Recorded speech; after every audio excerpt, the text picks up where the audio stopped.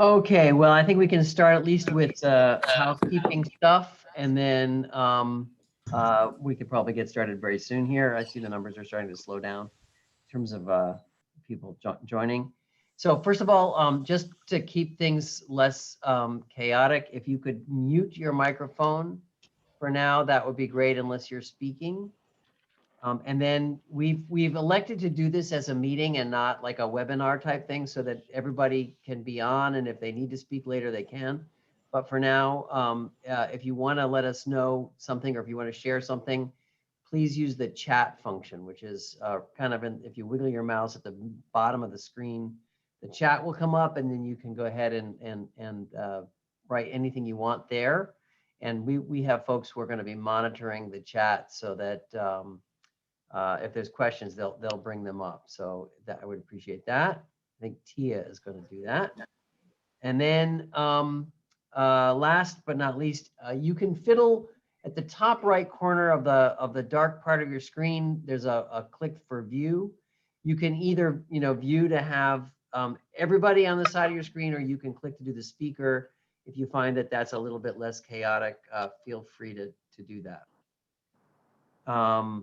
Okay, and I think with that, I think we'll go ahead and get started. So welcome to all of you. We're going to go to the next screen here, which is the welcome of new employees. Now, ordinarily, if we were doing this in person, which we hope to get back to in the not too distant future, we would have everybody who's new stand up, and we would welcome them. A little hard to do that, so feel free to do your the non-sound version of clapping if you wish, or I think I will point out that we had around almost 200 new employees since last year. So yeah, you can see that listed here. So it's been quite a growth year for Biodesign, without a doubt.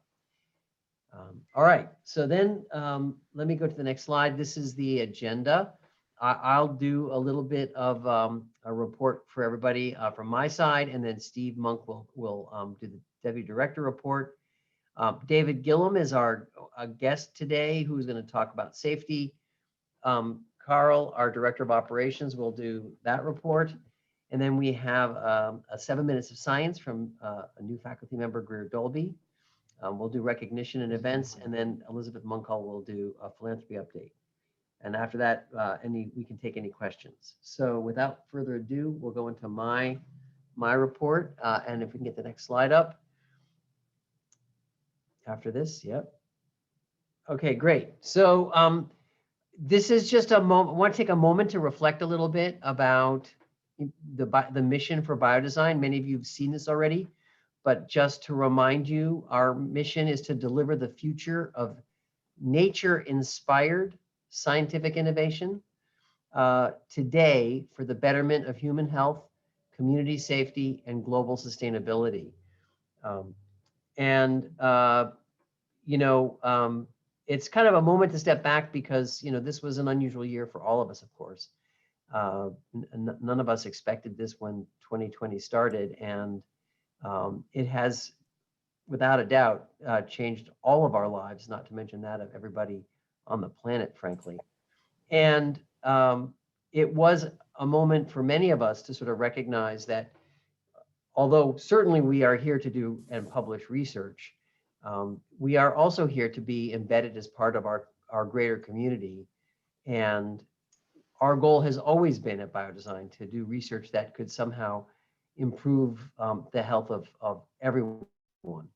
And so it was with that in mind that a number of us back in February, recognizing the needs of the community, started to think about what could Biodesign's contribution be back to the community. And it just, at least one element of that, of course, many are aware of, as shown here with Val Harris in the foreground, started to get engaged in clinical testing. We began with sort of a 7-day-a-week phone call every morning to sort of talk about how could we stand up clinical testing. And that morphed into a phone call that involved many of you. Over 70 people now meet on a routine basis to talk about clinical testing. And We realized that we had the tech and training here. We realized that it was no small task to stand up a fully CLIA approved, CLIA certified and FDA authorized test at a university that had no medical school. I mean, this was something that years ago, even before I was leading this institute, we were thinking about how could we get CLIA testing running at Biodesign. And then we were given a situation where we had weeks to get that up and running. So it was not a simple task, to do it. But what made it possible was just an overwhelming number of volunteers. Many of you among them who we sent out a notice on a Friday to see if we could find some volunteers to help us get this running. And I have to say, within hours, we had over 200 volunteers from the biodesign community, which only grew over the course of that weekend. I mean, just a staggering number of people stepped up. And as many of you know, because you are to this day still participating in countless aspects of this, we are now running a very aggressive clinical testing program, now perhaps the biggest in the state of Arizona.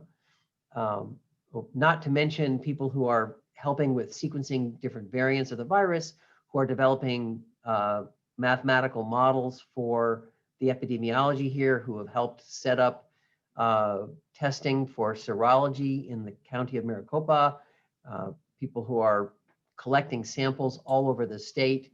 I mean, the list goes on and on about the level of devotion that all of you have shown. And it has, without a doubt, impacted our community. I think the state of Arizona is indebted in many ways to all of you for what you have done here to help get this kind of testing going. And without a doubt, it has, we in all seriousness, but with some degree of lightness, mention that we're out here to save lives. And without a doubt, we have done so. People are healthier in this state because of the work you all do. So it's been remarkable experience for all of us to participate in that. And I am deeply indebted to everyone here, not to mention the people who couldn't make it today, for all of the effort everyone puts into this to really change the lives and really show what biodesign was created to do. I mean, I say it and I mean it. If there ever was a biodesign moment, this was it, and you all stood up to that. So in the next slide, just for some simple numbers here, just to point out to you that we have now done over 600,000 tests, well over 500,000 tests have been run at this institute for the public, for the members of the ASU community, for essential workers around the state, samples collected in places and from people who can't otherwise get testing done. We still have adhered to our promise to deliver results within 48 hours. In fact, usually we beat that by a considerable margin. When the state of Arizona employees get their tests, when the Arizona Department of Health Services get their tests, there are tests. We're the ones who provide that for them. So it's remarkable. And that has now even morphed to an amazing effort from a lot of our members of the ASU team, providing 24/7 access to vaccines now. So it's really been quite a remarkable experience.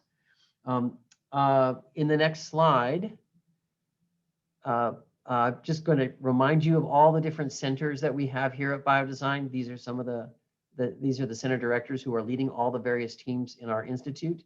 It is an amazing group of people.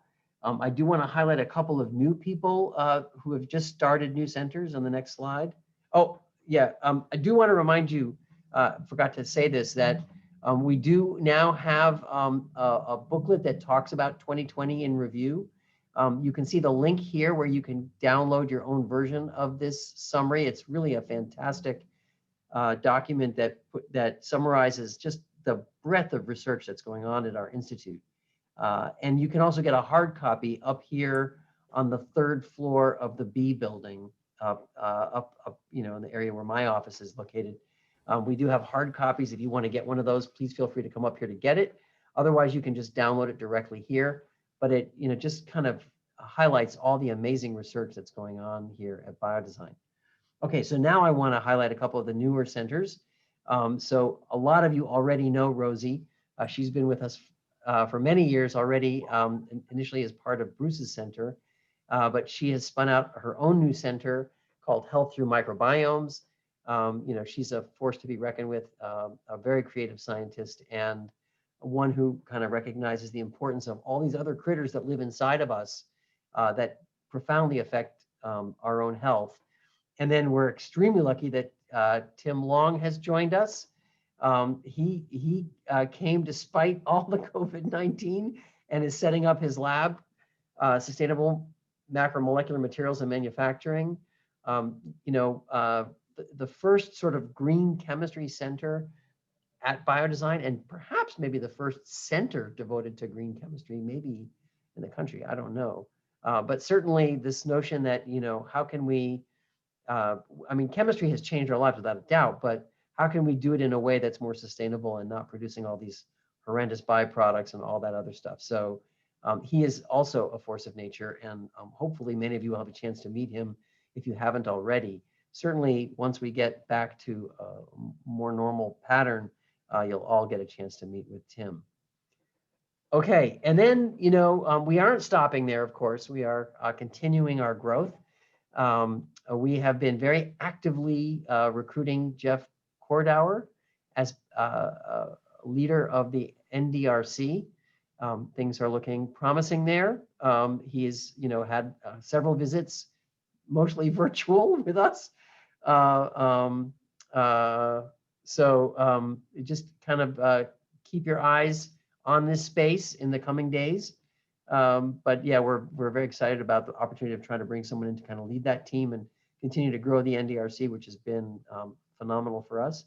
And then on the next slide, we are also having, we've also had multiple meetings now with Catherine Cunningham, who is very interested in, substance use disorders, and which, many of you are hopefully aware of the horrible, outcomes we've seen in the last year. Huge uptick in the number of deaths related to heroin and other opiate overdoses this last year. Huge increase in substance abuse disorder in this last year. And we would love to do more research in that area. She does neuropharmacology, including, potentially bringing to Biodesign the opportunity to do drug screens, which is something that we would love to be able to do here. And so we are in deep conversations with her, and please stay tuned. We're hoping that we may be able to build a new center there. Okay, and in the next slide, I do want to mention to all of you that in addition to expanding in terms of centers, there's also expanding space here at Biodesign. So in addition, obviously, to our own new building, C, there's a new building that's just across the tracks from us, where the light rail comes. ISTB 7 should be opening probably by the end of this year. They will be opening, and there may be the possibility of some space for us in there, although a lot of that's already been taken. Certainly, there is potential space in the Wexford building, which is opening now.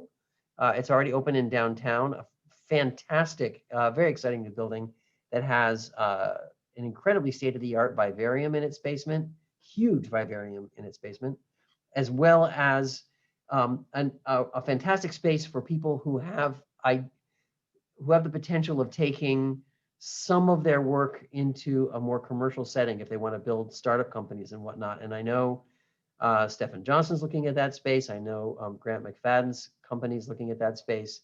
I know possibly Rosie may be thinking about moving some of her center into that space.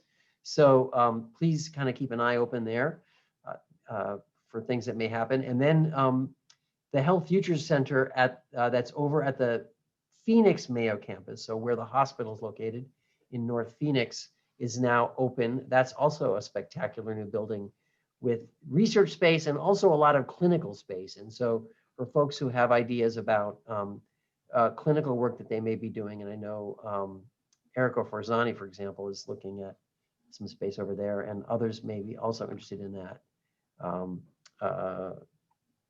please have, if you get a chance to go visit those buildings, I highly recommend it. Okay. Also, we're also expanding internationally. Biodesign Europe opened this year. Nick Dunn is now leading that operation over in Dublin, Ireland. And there's a large focus there on biomanufacturing and things related to that, and biotechnologies. And we are already looking at opportunities to see if we can somehow share postdocs, especially when foreign travel becomes a little bit easier than it is at the moment.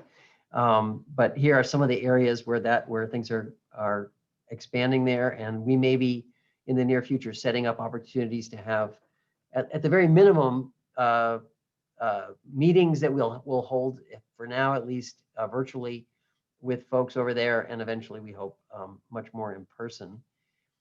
Along those lines, in the next slide, we are also expanding, continuing our expansion with our colleagues in Chengdu in the Sichuan province of China. We're setting up, Steve Monk has been very busy setting up a joint symposium with our colleagues there. I think for the sake of simplicity, we're going to do this not all on one single day, but rather over a period of time where we'll have one speaker from each location talking on some of the topics that you see listed here. And hopefully, at least start to build out our cross-cultural exchange, scientific cultural exchange. West China Hospital is the leading academic hospital in all of China. It is an outstanding institution, and the second leading clinical hospital in all of China. So it's really phenomenal. Lots of clinical material, and so opportunities, again, once travel becomes a little bit easier, for students from here to go over there and get research done with a lot of available clinical material, or for students there to come here and train on some of our kind of novel technologies that we develop here at Biodesign. Okay, the next slide just kind of reminds us of all other areas where we're expanding. So obviously, large-scale projects, no surprise, our CXFEL project is making immense progress. I know most of you have not had a chance to go down and visit it, but if you are in the vault, it is no longer empty, but rather filled with pretty much the entire unit of the CXFEL, which has now been fully built or nearly fully built. And elements of it have already been turned on, and other elements will be turned on very, very soon.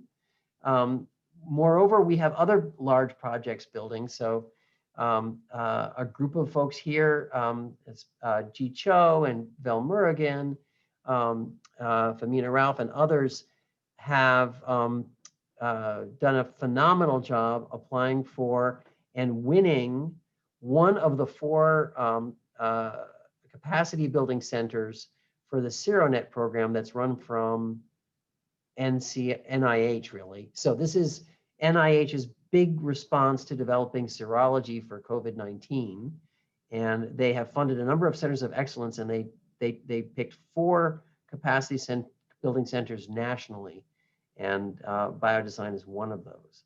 And then, of course, Ephraim Lim and others are developing sequencing programs, and Bert Jacobs and Brenda Hoag and Arvind Barsani and others are working, as you know, on vaccine developments here. So lots of stuff going on here in those areas. Grant McFadden, of course, in his center. So we're going into scientific directions. We're building new partnerships, and of course, one of the things that's going to spin out because of the development of the clinical testing is the recognition that up until now, it's been very hard for researchers at Biodesign, as well as ASU in general, to get clinical samples. And one of the challenges there, of course, is that we don't have patient contacts. I mean, because we don't have a medical school, in general, we have never had direct interaction with patients. We've always had to partner with nearby hospitals to do that. Well, for the first time now, because of the clinical testing lab, we are actually getting patient samples direct to ASU. And so we now have an opportunity to reach out to those people and ask them to participate in clinical research. And that has opened up a whole new opportunity for all of us to start thinking about how could we do more clinical research directly here at Biodesign. And our hope is that we will expand that clinical testing lab more broadly. Perhaps, something that might come out of Rosie's News Center, or the BioCenter's Bioelectronics Center, or any of the other new centers, certainly Grants Center, or any of the other centers here. If you are thinking along the lines of clinical research, we now have a window of opportunity here, and one that we hope will continue to grow, to actually reach out to people, to engage them in clinical research that will help expand all of our knowledge and have more and better impact on the community. So that's certainly coming. And of course, on the next slide, none of what we've done, none of what you all have done has gone unnoticed. In fact, I don't think the profile of Biodesign, either locally, nationally, or internationally, has ever been higher than it is now. This is a summary slide, and I don't know, Heidi, do you want to walk us through this? Can we? Yeah, I can if you'd like. Yeah. And to your point, Josh, Biodesign, then the brand and everything that is happening within the Biodesign Institute is being talked about, not just locally within the community or the state, but also nationally and internationally. Actually, it's not on this slide right now, but there's been huge coverage in the Washington Post, the Wall Street Journal, the New York Times, Forbes. We've actually just in the last 5 months reached over 3.8 billion eyeballs with a publicity value of over 6.8 million. So these are stories that are getting picked up about all of the research, all of the wonderful things, the expansion that's going on at the Biodesign Institute. So a big coverage, solid coverage, and it is all being shared. And as we know, understanding the science of things and why things are happening is so key. And so it's down to all of you. So thank you very much. And we'll continue to add these slides to these town hall meetings so we can watch the readership, the forwarding, the shares, and the publicity pickup on it.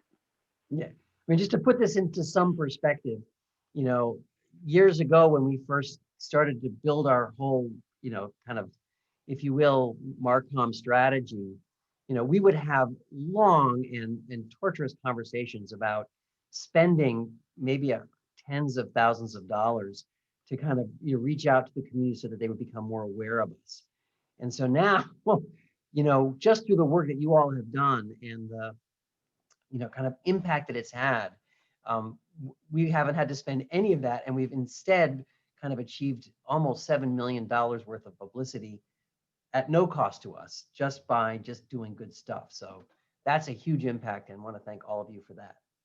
Okay, so I think I am done here, and so I'm going to bring up Steve, and he'll do some of the Deputy Director's report.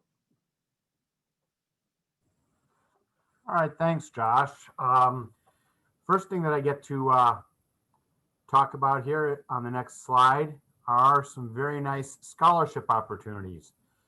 So not only does this bring funding to individual researchers here at Biodesign, it's also a very nice line on your resume. So we really have to thank our development folks here, Elizabeth, Eric, for helping develop these kinds of contacts, and of course, our very generous philanthropist.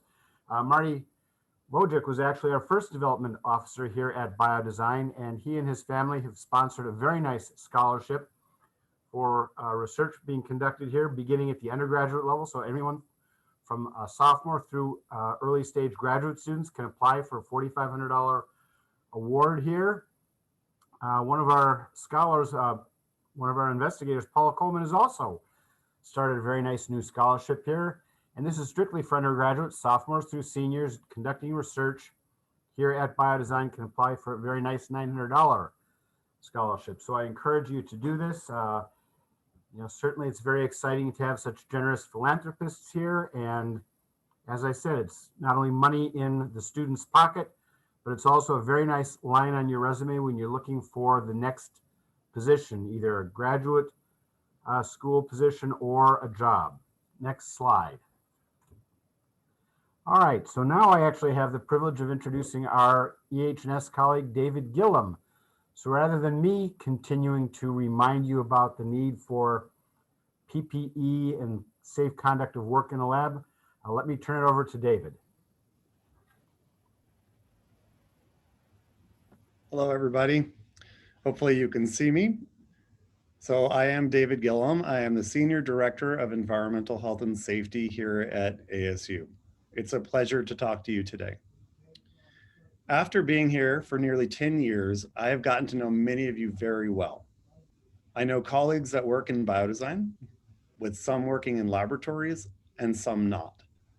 For those of you not working in labs, I've heard comments from individuals saying they may worry about people wearing personal protective equipment outside the laboratory. I've even heard them say it's in kitchens or hallways. So I'm going to talk a little bit about that. You've expressed worry about doorknobs and elevator buttons and whether they're safe to touch, especially during COVID. These are fair things for you to think about. Biodesign is kind of unique in that it's like you're looking into an aquarium, you get to see the fish on the other side. The fish in this case are the researchers. And unless you're in that environment and you know what's actually happening in the lab, you may not realize that they're trying to keep things themselves and others safe. So I feel like safety is a bit about communication. You have to be able to communicate so that people understand what's going on. If you have a concern about what someone is doing, I would ask that you talk to the people working in the labs. This forum shouldn't be about Dr. Monk or me telling you everything about how safe people are or how not safe they are. It should be about people talking to each other. People should be able to express when they have a concern like that, when someone's walking through the hallway. They can discuss what you're doing in the lab or what the individuals in the lab are doing and what your concerns are. Many times people don't quite realize how their actions are perceived. If I walk down the hallway and I look into the lab, sometimes I see people not wearing gloves, but they're also typing at a computer. So I think there's context and communication that if you talk to them and you try to figure out what's happening, you may not be as concerned, or maybe you have a legitimate concern and it needs to be addressed. But I think it takes communication for that to happen. I believe this dialogue will help improve safety and the perceptions about safety throughout biodesign and ASU as a whole.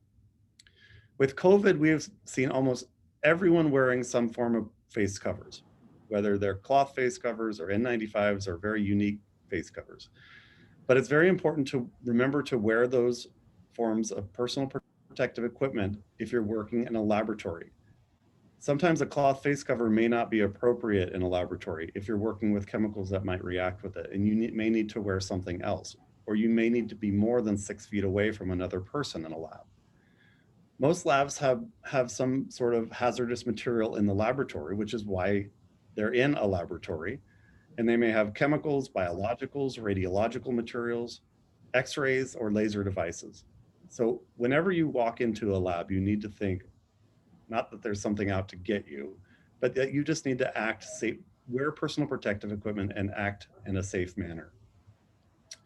As many of you may be aware, we have had recent accidents involving overpressurizations of toxic containers that have ruptured and even sent shrapnel flying. This is more reason to be safe and wear your personal protective equipment in the laboratory. The bottom line is everyone needs to wear your face covers for COVID. Those that enter the lab need to be diligent about your safety glasses, lab coats, gloves, or other respiratory protection if it's required. Our goal should be for everyone to leave work at the end of the day in the same manner in which they arrived, unharmed and in one piece. And I will close just by saying that we also have, for COVID specifically, we've created the 2021 Community of Care training. This training talks about everything ASU has been doing, including the testing and now the vaccination, as well as travel recommendations, actually requirements now under the Biden administration. We do not quite touch on the 100-day challenge from Biden, but since everyone here is wearing face covers, I think we're ahead of the curve. But just know that that training is required for employees, and you hopefully are being asked about it as part of your EDGE conversation or in your annual performance assessment or whatever you're doing in biodesign. President Crow has a slide in there. I'm not going to give it away if you haven't seen it, but even he thinks it's important. So please take the training and take all the trainings that we offer. I know some of it's kind of boring sometimes, but we are doing our best to try to make it even better and more interactive and more informative. So that's all I have. If you have any questions about safety here at ASU, please feel free to contact me at david.gillum@asu.edu, and I will get back to you as soon as possible. Thank you so much.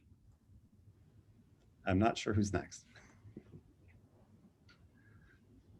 Hi, thanks, David. I was the one that was next, and I couldn't have asked for a better introduction on a couple of things you just mentioned, which flow well into some of my report. So first off, good afternoon, everyone. It's great to be here again, and it's kind of funny that tomorrow actually marks my 1-year anniversary for being here at the Biodesign Institute, and I guess I never realized that I'd spent a lot of that time working on COVID-related issues. So I guess moving right on into my report here, the first slide is, and the next several slides are all about COVID. But really this is, you know, a reminder in many ways. And as I mentioned, David's talk there on safety really flows into this. And I found that interesting that he was talking about communication. What I've done here is, you know, we have been experiencing cases, you know, COVID positive cases, as well as exposures, you know, within our biodesign community, similar to across the state, across ASU and the nation. But a couple of things that we've learned that have been very, very critical to the way we've managed this is the communication piece. And with that really is communication. So, you know, I want to say a big thanks to everyone for doing that, communicating with me, with facilities, with your team, with employee wellness, student health services. And all of that has really allowed us, I think, to gain a level of comfort and trust in the ASU contact tracing and the way that they have been managing this, and also the way that they have been addressing our questions. And so it's very, very important that we continue to reach out to them with any kinds of questions or particular situations that we may find ourselves into. Another very important thing is just how equally critical it's been to manage exposure in the same way that we're managing positive cases. And that is, you know, based on the recommended time that people need to stay at home or get tested themselves, and whether that's been an exposure to a family member or a friend or whatnot. And we've had a number of these cases, particularly coming out of the holidays. We did see, you know, a number of these cases. And, you know, the biggest lesson obviously is to stay vigilant. And that is the most important thing, I think, especially given that COVID has become a more commonplace. And we've been dealing with this now for quite a long time. And I know it's easy to get a little more laxed on some things, such as wearing a mask or maintaining social distances, particularly, but we need to stay vigilant on that. The yellow box there on the left, what I wanted to share is what we're doing at ASU is clearly working. So these numbers come from the ABCTL, the clinical testing lab that Josh talked about, the modeling team there. So those particular percentages for ASU, and then from the Arizona Department of Health Services website for the state percentage of 13.8%. These are positivity rates. So it's clear that what we're doing at ASU is working. And so again, I think just stay vigilant on what we're all doing and how we're managing this. Go ahead and we'll move on to the next slide there. I think many of you, or at least I should say, I hope many of you saw this kind of back in the June timeframe. And this slide was really put together when we started looking at reopening the labs, bringing people back into the Biodesign Institute, and how we were going to do that. And so this kind of catchy little phrase of the woes of COVID-19 was a way to do that. So, you know, I'm offering this here again as that reminder of what we need to do each and every day that we're here in terms of, you know, the sanitizing, washing, our occupancy, looking at that, and just, you know, being aware of our surroundings, that we are maintaining distances, that we're using our masks all the time, and also using PPE, as David just spoke about, particularly in those instances where we may need to find ourselves in a lab environment and we're unable to maintain the safe social distances at times, but obviously keeping our mind on that and keeping that at the forefront. Go ahead on the next slide. In this next slide is really, came about when people are finding themselves in a situation where they received a positive test, or as I've mentioned before, we've been exposed to it. What do we do? Typically, when you've been exposed to it, you're oftentimes finding out through contact tracing, where we're receiving a phone call or email to get in touch with them, and they let us know that we have been exposed. But this is what we do, if you find yourself in that situation, is, communicate, talk with your supervisor right away, reach out to employee wellness or student health services, depending on if you're, faculty, staff, or student, and then allow them to, provide the recommendations and what we start to do with time away, isolating, how they define close contact, I think is very important. And again, just knowing that it is safe and our information is not being shared. The next slide really, similarly talks to this, but for supervisors specifically, and what we as supervisors need to do. And I think this has gone really well. I know I have been hearing from a lot of you across the entire community here. But it is a simple 1, 2, 3, and and it's all based again on the communication piece of it. So we need to communicate. So let the person know on your team that they need to get in contact with employee wellness or student health services, and then reach out. I know in the beginning many of you were reaching out to me. In some cases, we've learned that you can reach out directly to facilities through that email there, the FactMan at ASU. And certainly copy me on those when you do that, because I have been tracking those closely, and they have done a great job of acting very quickly. And again, just the communication piece. I think that one is really more centered for supervisors to communicate with your team, let them know what's going on. We don't have to be alarmed and scared, and I think we saw some of that in the beginning, but we can all take comfort again in contact tracing that they're going to work on our behalf and benefit through that. The next slide really is just to kind of direct everyone to the Biodesign Commons website and our intranet. And within that, there's a lot more detailed information, because as we've worked through this over the past number of months, there's been a lot of unique situations and scenarios that we find ourselves in. I've worked very closely with employee wellness on working through those situations. I tried to include some further notes and details about specific things like that. And you can go to the Biodesign Commons for that information and find that. So, and I promise that's it for COVID for me, but I am here, and reach out to me whenever you need to on that. Very quickly on kind of a facilities update. This is really more centered around space. And again, as Josh had mentioned, with the clinical testing lab, that is expanding. We have new centers coming online, such as Rosie's. We're finishing out Tim Long's new center as well.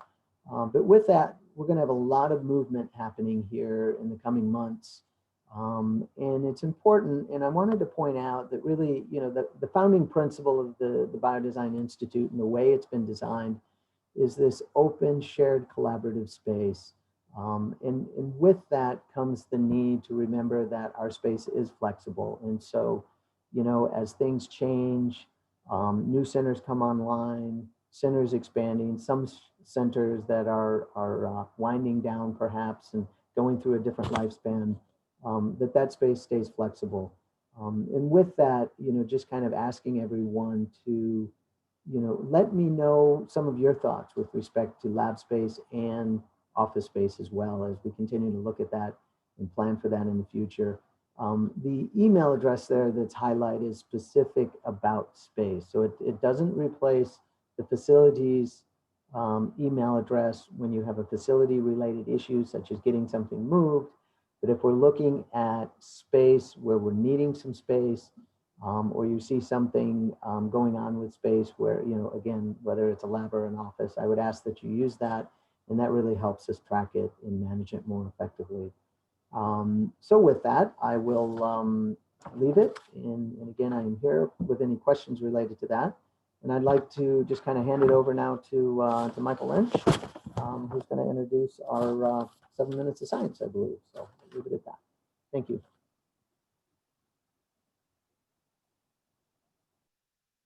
Okay, thanks.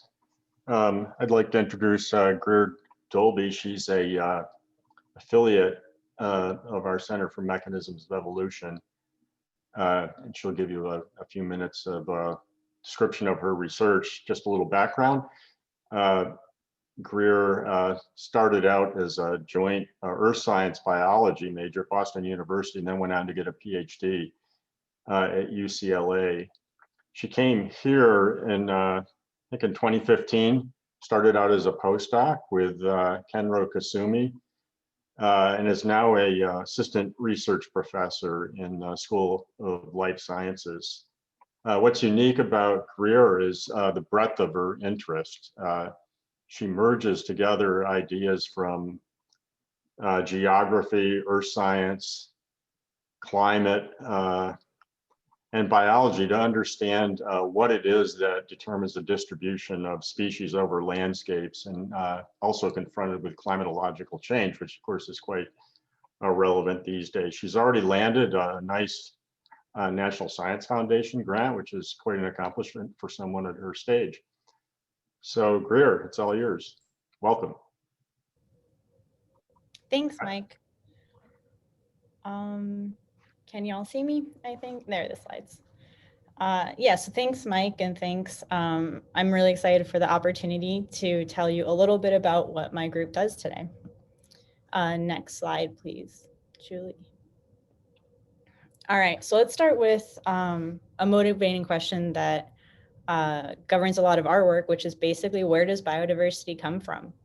And we'll start with a definition of what biodiversity is, which I'll define as the number and the variation of species that live on our planet. And biodiversity comes around in basically two main ways. The first is through the generation of new species, which you can see on that tree of life plot at the bottom, where you have individual lineages that are branching then into two lineages into four lineages, for example. And at the bottom, you can see the origin of life. And then all the tips represent species that are living today on our planet. So that's the generation of new species. The second thing that's important for biodiversity is actually the retention of those species, the idea that those species don't go extinct over time. So you can see several examples, again, in that tree on this slide that shows a lineage that goes extinct. And the one that's probably most easily recognizable is the one, the lineage of the dinosaurs going extinct over on the right on under the reptiles branch. Next slide. But what we as biologists kind of have a tendency to overlook is the fact that the landscape that these species live on and evolve on is itself dynamic and constantly changing. So to go over a couple examples of this, here on the top left, we see a globe, and this is what it looked like about 18,000 years ago. During the last ice age, you can see glaciers shown here in white and blue had dramatically expanded relative to present day, how they look today, which you can see on the right. What we see below that is the idea that when during those ice ages down on the left, you can see what that did to the configuration of land masses. So here we're looking at a map of the Indo-Pacific, and you can see that land shown in black was this big, large landmass because sea level was so low, because all of that water was stored in those glaciers on land. And that is in contrast to what it looks like today, where when those sea levels rebounded, when those glaciers flooded, what we see is what we see today, right? Where you have all these individual islands that are separated. Next slide, please. And over longer time scales, there are other processes happening. So you might be familiar with plate tectonics, which moves land masses around on Earth's surface. And importantly, when those land masses collide, they form what we know as mountain ranges. So what you can see, that black star, about 65 million years ago on the left graph, you can see that black star on what will become India. And on the right, you see where India is today. So India was moving northward and slammed into Asia and formed what we know today as the Himalaya. Next slide, please.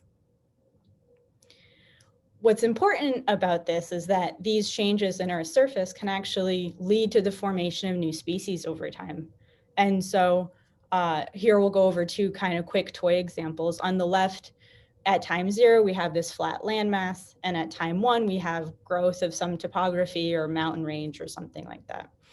And what that can do is that growth of topography can actually isolate populations. And if those populations are no longer able to reproduce with one another, then they can drift apart and become different species over time, which is depicted here by the pink and orange populations of beetles. On the right, what we see is a climatological example of that, where at time 0, we see kind of even distribution of precipitation across land.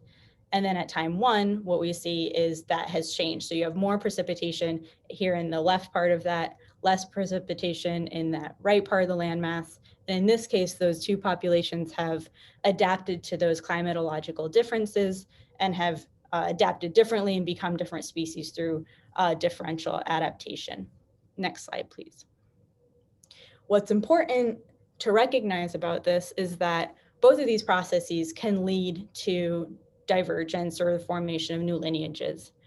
But what's different is the Earth process that's responsible for shaping that divergence. Next slide. And so what my group does is basically try to understand that relationship or set of relationships better. And to do this, we study the DNA, so the genomes of organisms and individuals living on the landscape today.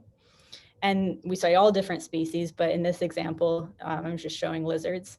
And we pair that with geological data to understand how the landscape has changed in that region over time. And then we use statistical models to try to quantitatively link those two data sets to try to determine specifically what parts of the landscape change over tens of thousands or millions of years was it that led to specific evolutionary patterns that we see in the genetic data. Next slide, please.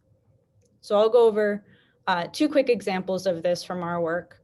The one on the top goes back to that ice age scenario I mentioned earlier, where what we discovered was that when sea level was low during ice ages, it was constricted to this very narrow part of the continental shelf or of the coastline. And that narrow, steep part, what happened was it wound up isolating a lot of populations into these kind of patches. And that isolation of populations, as we went over in the example, actually led to genetically distinct lineages and led to subspecies level divergence in some species of fishes that we studied. The reason this might be important is because we know that sea level change wasn't a regional phenomenon, it was global. And so when you expand the impact of that process on a global scale, then you can imagine, especially over deeper timescales, how that can maybe lead to a lot of new biodiversity. And then on the bottom, a more regional example, we've been studying desert tortoises, two species of desert tortoises here locally, where one is primarily found in California, one is primarily found in Arizona. And what we discovered by studying these populations or these two lineages is that they probably diverged partly due to the formation of the Colorado River, which happened about 5 million years ago, and it restricted gene flow between the populations. But what we also discovered was that these two populations, or these two species, also seem to have adapted to this really strong precipitation gradient. So as you're probably familiar, monsoon precipitation comes up and rains locally in our Sonoran Desert, but it doesn't generally bring storms into California. And so we have the strong precipitation gradient. What we found were divergence in genes relating to perception of thirst and water regulation and vegetation differences. Next slide. So as we keep studying different species in different habitats and in different geographical settings, we're trying to build this understanding for how different landscape processes shape the formation of new species. Which processes are most important, and are some types of organisms more likely to be affected than others, and why? And I will leave it there and take some questions if there's time, or we can keep on. And my contact info is on that slide as well.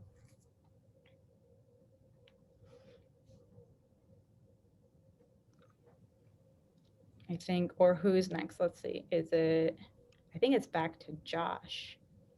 Yes, I think it may be back to me. Maybe we'll have time for questions at the end of this. We're gonna move right along to recognition. And so the team has assembled some slides here. Okay, so first we're gonna talk about some of the top sponsored awards in the sort of the $1 million plus awards in fiscal year 21. Some of them are highlighted here. Obviously, the clinical testing lab has been a big sponsored award without a doubt, as you can see by the numbers there. The next one down is I mentioned the Capacity Building Center for Serology, and then as some of you may be aware of the DNSU program we have here at Biodesign, the largest collection of clones, plasma clones anywhere in the world. And then Bert Jacobs and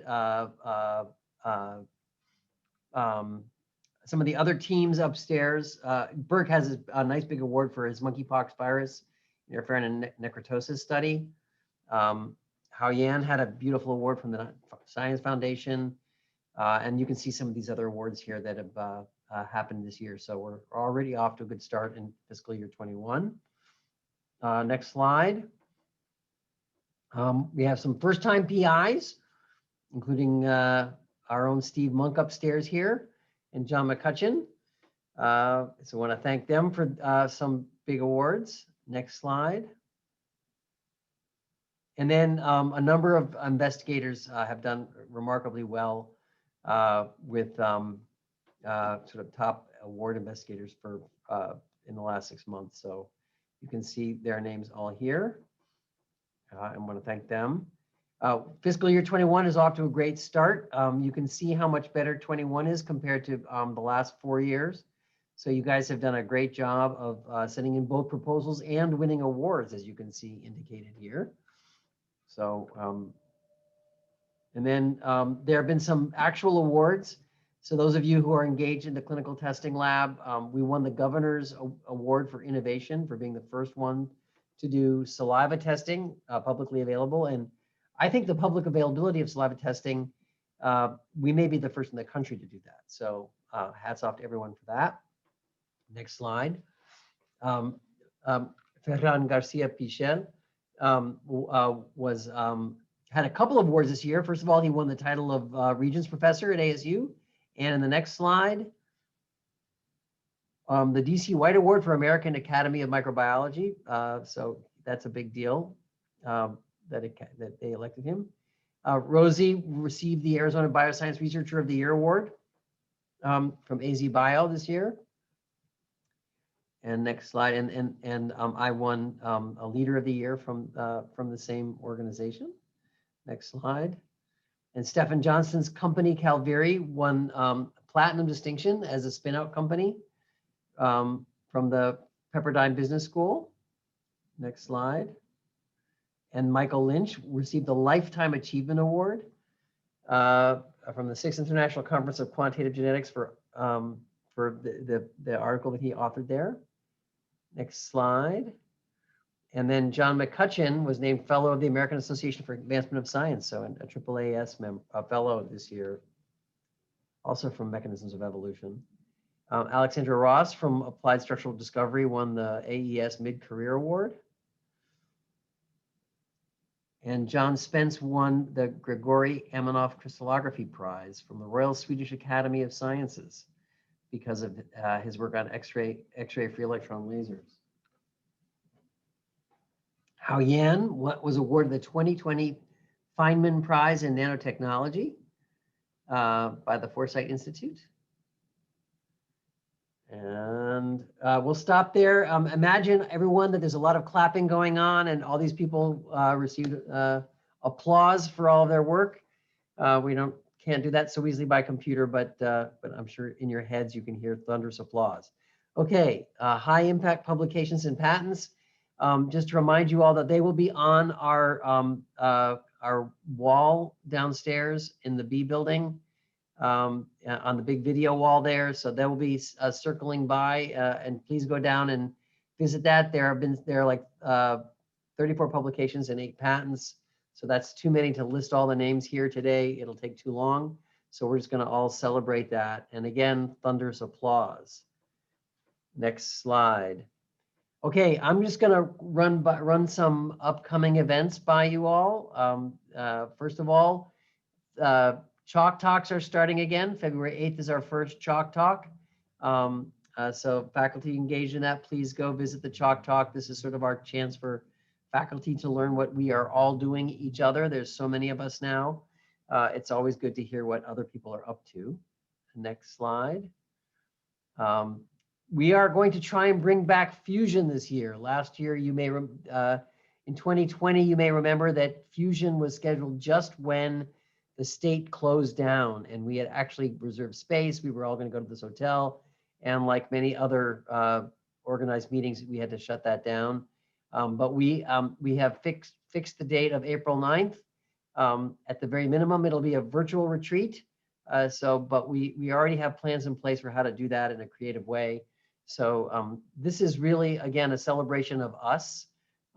We want to have some of the faculty talk about what they're up to, and have the young investigators have a chance to do lightning round poster presentations, which is always a big highlight for us every year. So stay tuned on that. Open Door is scheduled for March 1. It'll be virtual this year. We're going to hold up, but they'll have activity videos available that will stick around. So please keep that in mind.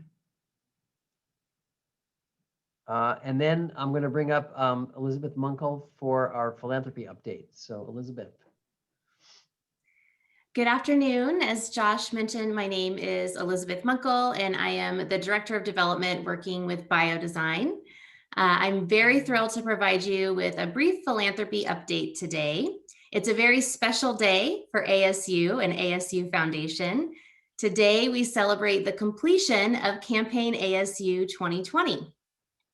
The campaign was publicly launched in January 2017, not only to further fundraising goals for Arizona State University, but to also educate the community of the value of private support at ASU and to engage alumni and friends with the university. When Campaign ASU 2020 began, it served as a momentous opportunity to tell the compelling story of ASU's many successes in redefining the public research university. The campaign has served as a springboard, positioning ASU to sustain and advance its reputation as an exceptional, world-changing public university, serving students, local and global communities, existing businesses, and rising entrepreneurs. Generosity through Campaign ASU 2020 has enabled ASU to define the priorities that will shape its future. Now for the results. I am thrilled to announce that Biodesign raised more than $77 million during the course of the campaign, nearly double the initial $40 million goal. So congratulations to all who have worked to make this happen. Another amazing announcement to share: the overall goal of Campaign ASU 2020 was $1.5 billion. And ASU surpassed that by almost $1 billion, totaling $2.4 billion. Congratulations. So tonight we celebrate. Not long after this meeting ends, the public celebration begins. You can still register, and we will put the link in the chat. Biodesign will be featured during the event, so I hope you will be able to join us. So what's next? We don't get to take a beach vacation now that the campaign is over. Darn. For Biodesign, we're working to build on the success of Campaign ASU 2020. One way we will do this is to grow our Pioneer Circle. For $1,000 annually, you can join the Pioneer Circle as well and support the great work of Biodesign. Additionally, we will continue to identify new philanthropic opportunities for student scholarships, professorships, and more. Finally, let's connect. I've met some of you virtually, but would love to connect further to learn about your work and how I can support you. Thank you. Okay, so we are at the end of this bit, and now we have opportunity to answer questions. So this is where if you want to put a question in the chat, we'll try to answer any questions people have. I know, I'm sure there are going to be some. Let me, one thing that I realized we didn't mention here, but I will mention is some of you may have received invitations to participate in vaccination. So the COVID-19 vaccine program is getting started. So please pay attention to that. Certainly, as soon as you have any opportunity to get vaccinated, I highly encourage getting vaccinated. We really need to get everybody, and I mean everybody, and don't mean just ASU. I don't mean just Phoenix. I don't mean Arizona. I don't just mean the US. I mean everybody. We want to get them vaccinated. This is a global pandemic, and the more people we can get vaccinated, the quicker we can get back to our routine. So as soon as your opportunity comes up, I really encourage everyone. I've already done one, both of mine. I've had both of my doses now, and I know a number of you who are involved in the clinical testing lab and have had access to clinical samples, or are teachers of any kind. Frankly, ASU is considered essential personnel, so a lot of ASU employees are already eligible. So please do that. Any questions? Look like we have any questions so far in the chat. One that we might want to reverbalize is that the community of care training is required, even if you did it last year. That did come up. Diego says, if you've had COVID, do you recommend getting the shot? Yes. So here's the deal on vaccines and people who've had COVID. So probably not if you're in the middle of the infection. So if you are currently infected with COVID and have symptoms, I would not get the vaccine now. If you have had COVID in the past, then you should still get vaccinated. However, if you had pretty significant symptoms, fevers, muscle aches, systemic symptoms, then you probably don't need to get it right away. People who've had significant symptoms will probably be covered by their own natural immunity for a few months. And so the recommendation that the CDC is making is to wait until the vaccine is more generally available. And this is really more about just letting others who don't have coverage get it first, kind of letting others step in. But there is absolutely no contraindication if you've had it. And we do recommend it for people who've had COVID because we know the vaccine works. And so we recommend it eventually. So definitely get it.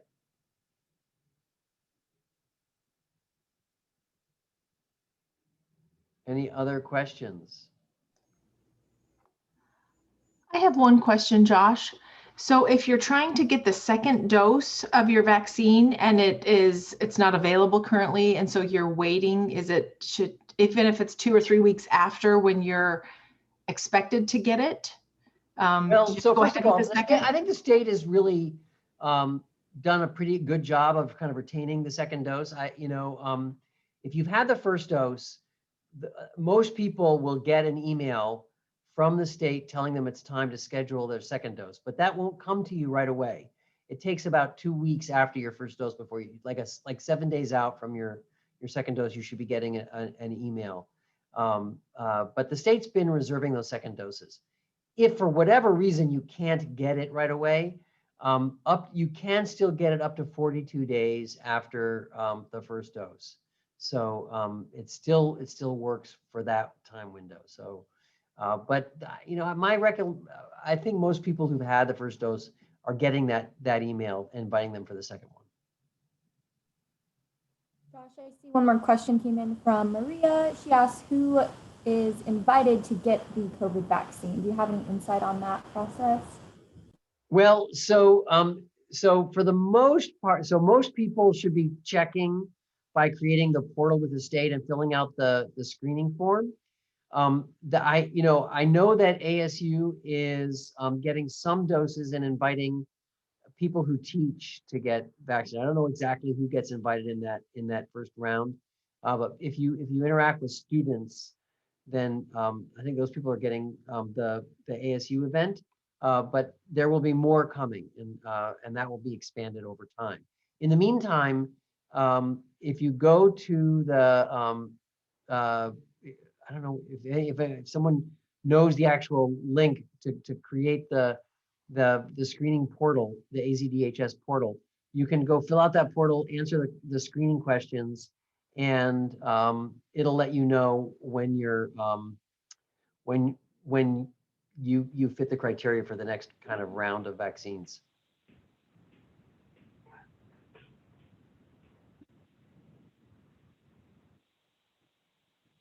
No other questions?